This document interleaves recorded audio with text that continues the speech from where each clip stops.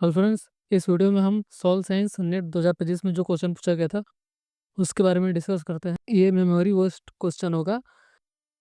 तो सबसे पहला क्वेश्चन है, who first isolated bacteria from root nodules of लोएगियम क्रॉप। तो उसका आंसर होगा option B, Beijerinck. Question 2, layer charge of smectite. Smectite का लेयर चार्ज कितना होता है? 0.4 से 1.2। तीसरा क्वेश्चन में केवलिनाइट और मोंट मोरिलोनाइट का इंटरलेयर स्पेसिंग पूछा था एंगस्ट्रॉम में। याद रखिए कि एंगस्ट्रॉम में पूछा है, नैनोमीटर में नहीं। तो केवलिनाइट का है 10 और इस मोंट मोरिलोनाइट का है 14। फिर आते हैं फास्फोरस, सल्फर और chlorine belongs to which period. Periodic table में कौन से पीरियड में आता है फास्फोरस सल्फर? थर्ड में। अब यहाँ पे ये भी हो सकता है कि शायद कैल्शियम मैग्नीशियम का भी पूछा हो।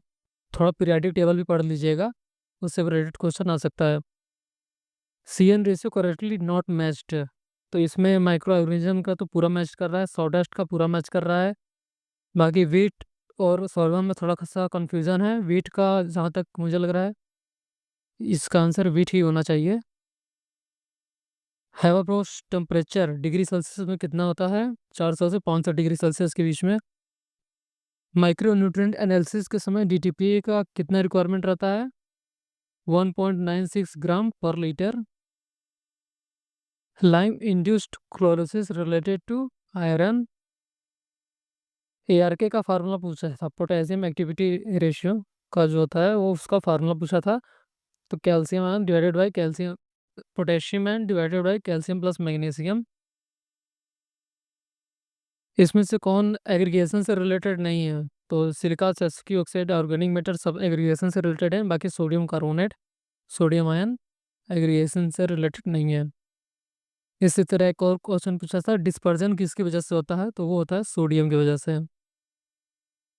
टारगेट यील्ड अप्रोच कौन दिया था? रामामूर्ति। कैलकेरियस सॉइल में फास्फोरस फिक्स्ड कैसे होता है? तो मोस्टली कैल्शियम की वजह से कैल्शियम फॉस्फेट डाइफॉस्फेट बना लेता है। एक और क्वेश्चन पूछा था, ESP16 दिया हुआ था, EC5 दिया हुआ था, pH 8.2 दिया हुआ था।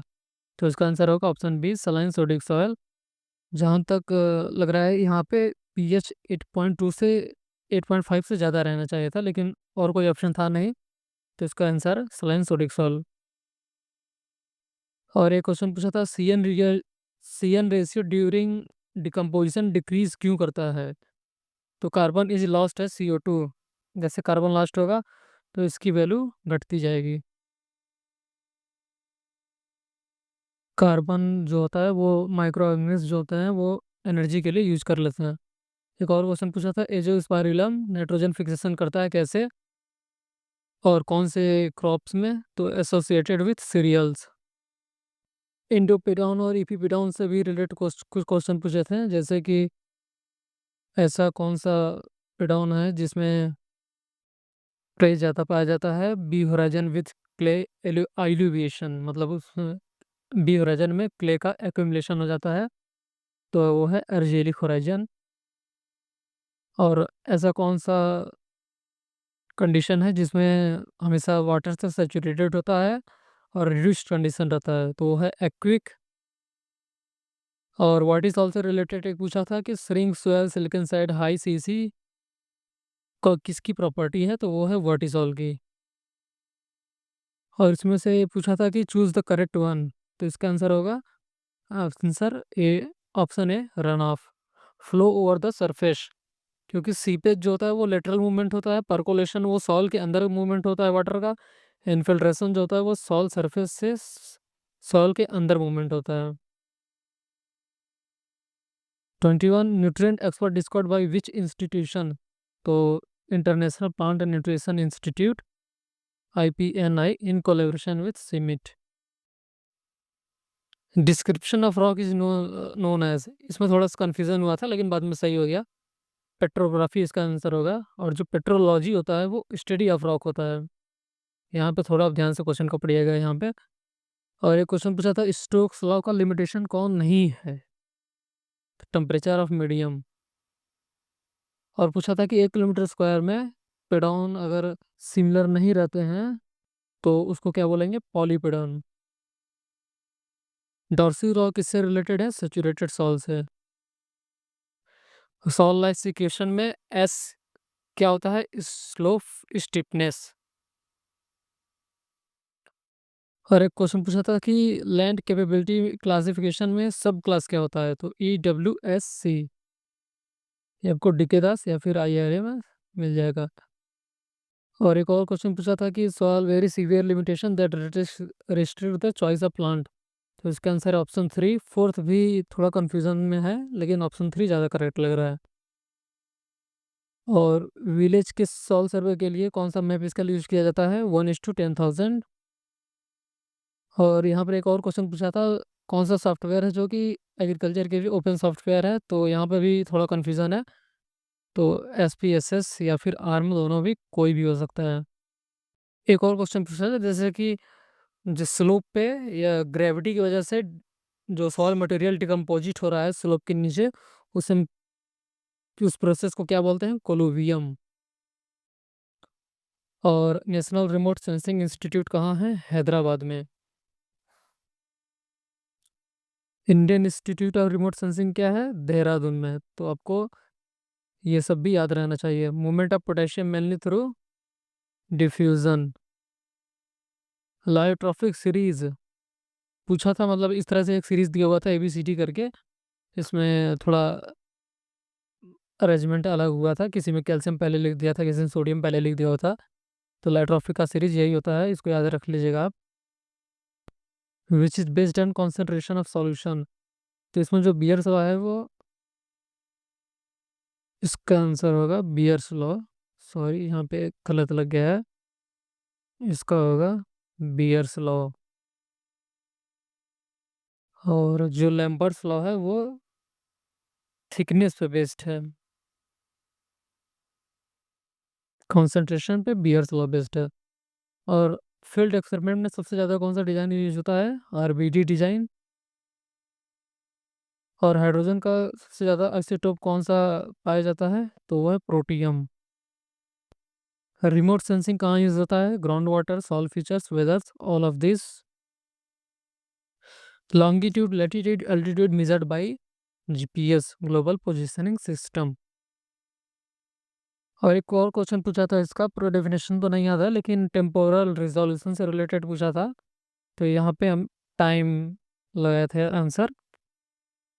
आप जब बुक पढ़ेंगे तो आपको मिल जाएगा वहाँ पे। Phosphorus potential measured by 0.01 normal CaCl2। एक और क्वेश्चन पूछा था कि इलेक्ट्रॉन एक्साइट होता है, फिर इलेक्ट्रॉन इमिट करता है, इस तरह से कुछ क्वेश्चन पूछा था। पूरा क्वेश्चन नहीं याद आ रहा है, लेकिन इसका आंसर आप देख सकते हैं, या तो फ्लेम फोटोमीटर होगा या फिर AICPS, इस तरह से IACPS या फिर AICPS नाम से कुछ होता है, वो हो सकता है। आप देख लीजिएगा, मैंने इसमें फ्लेम फोटोमीटर लगा दिया था। बाकी which horizon is rigid in list material, तो इसका होगा ऑप्शन बी। और अगर आपको लगता है कि कोई मैं आंसर गलत बताया हूँ तो आप उसे कमेंट कर सकते हैं, ताकि जो और भी व्यूअर्स हैं उनको मालूम चल जाए सही आंसर। ऐसा कौन सा न्यूट्रिएंट है जो कि प्लांट में इमोबाइल होता है लेकिन सॉइल के अंदर मोबाइल होता है? तो उसका आंसर है option B, option D, boron. Correct correct resistance to weathering series, इस तरह से एक सीरीज दिया हुआ था, पूछा था करेक्ट रेजिस्टेंट टू वेदरिंग क्या है? तो सबसे पहले क्वार्ट्ज जो होगा बहुत ही ज़्यादा वेदरिंग के रेजिस्टेंट होगा, मतलब क्वार्ट्ज की वेदरिंग जल्दी नहीं होती है। और जो ओलिवाइन है उसकी जल्दी वेदरिंग हो जाती है। और एक पूछा था कि कोर्सर सीरीज इसमें से कौन सा है? तो सबसे पहले आएगा सैंडी सॉल्ट, सबसे ज़्यादा कोर्सर होगा। फिर उसके बाद सैंडी लोम आएगा, फिर सैंडी क्ले लोम आएगा।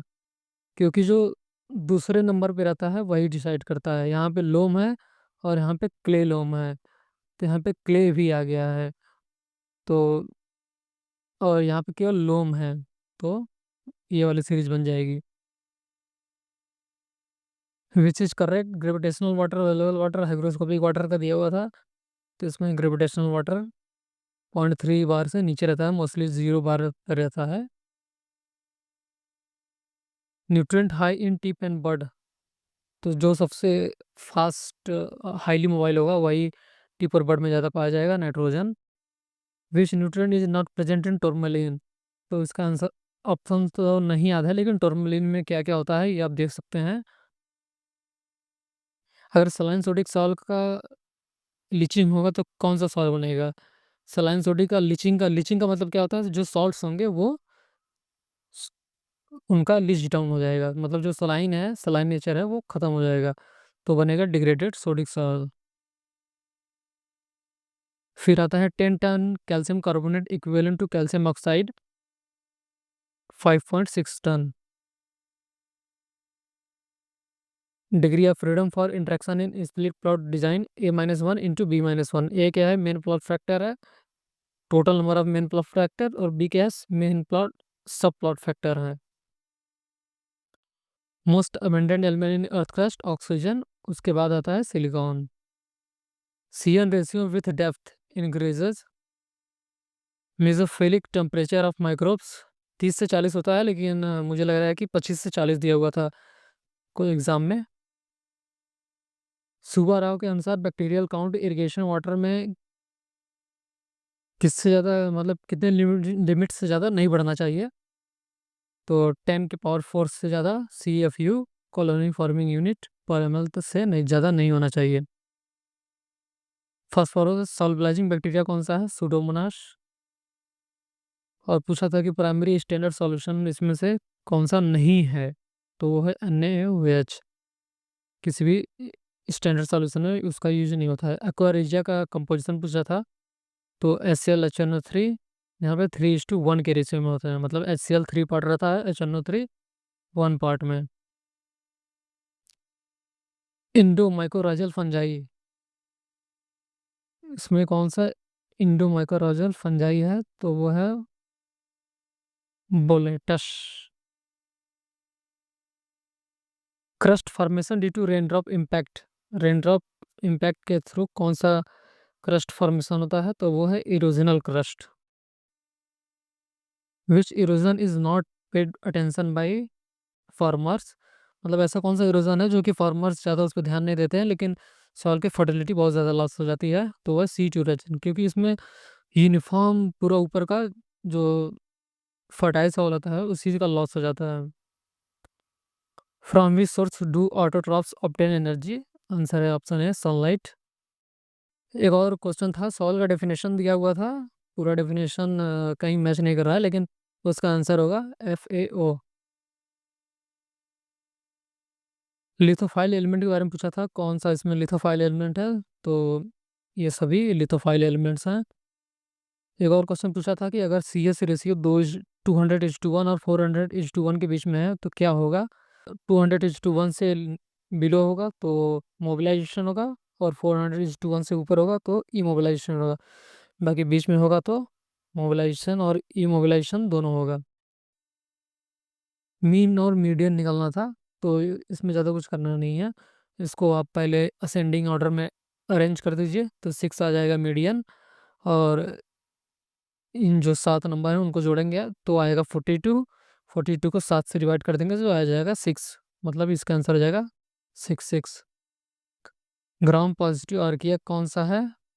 मिथनोबैक्टीरियम फॉर्मिसिकम।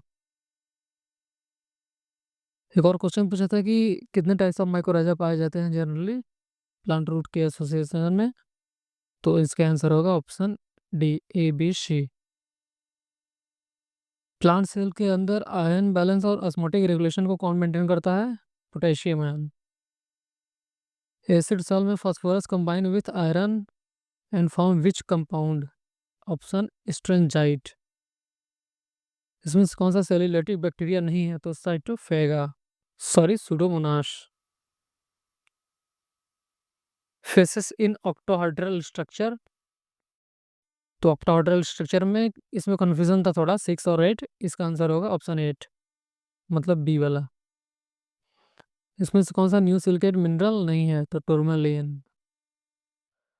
Free water drains under the influence of gravity, तो इसका होगा ग्रेविटेशनल, मतलब ग्रेविटेशनल वाटर को ड्रेनेज वाटर भी कहते हैं, इसमें इतना वाटर रहता है कि वो अपने आप ड्रेन होता रहता है ग्रेविटी के इन्फ्लुएंस में। और ह्यूमस के अंदर कौन सा कंपोनेंट है जो कि इनसॉल्युबल होता है? Option B ह्यूमिन।